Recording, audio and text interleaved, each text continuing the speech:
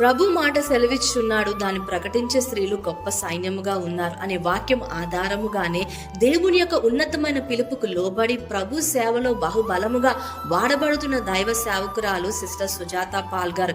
ఎం రత్నం గారు విజయ్ కుమారి దంపతులకు ఈమె జన్మించారు. సివిల్ ఇంజనీర్ గా ఎంతో ఉన్నతమైన చదువును అభ్యసించారు. డి లూథరన్ పాల్ గారితో వివాహం, చక్కటి బిడ్డలను కూడా దేవుడు అనుగ్రహించారు. అటు కుటుంబ పరముగా ఎంతో దైవికంలో కొనసాగుతున్న సుజాత పాల్ గారు 2011 సంవత్సరంలో పరిచర్యలోనికి రావడం జరిగింది.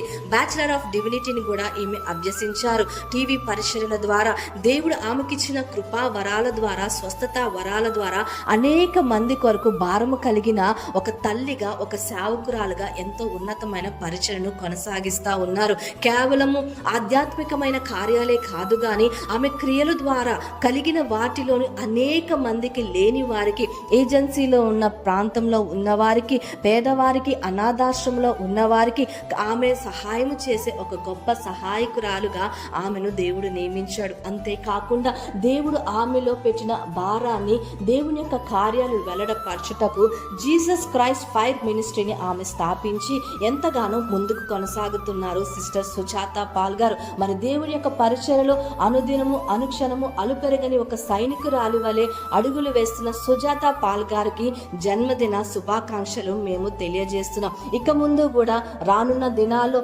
దేవుడు వచ్చి పర్యాంతరము కూడా బహుబలముగా వాడబడాలని ఆశిస్తున్నాం.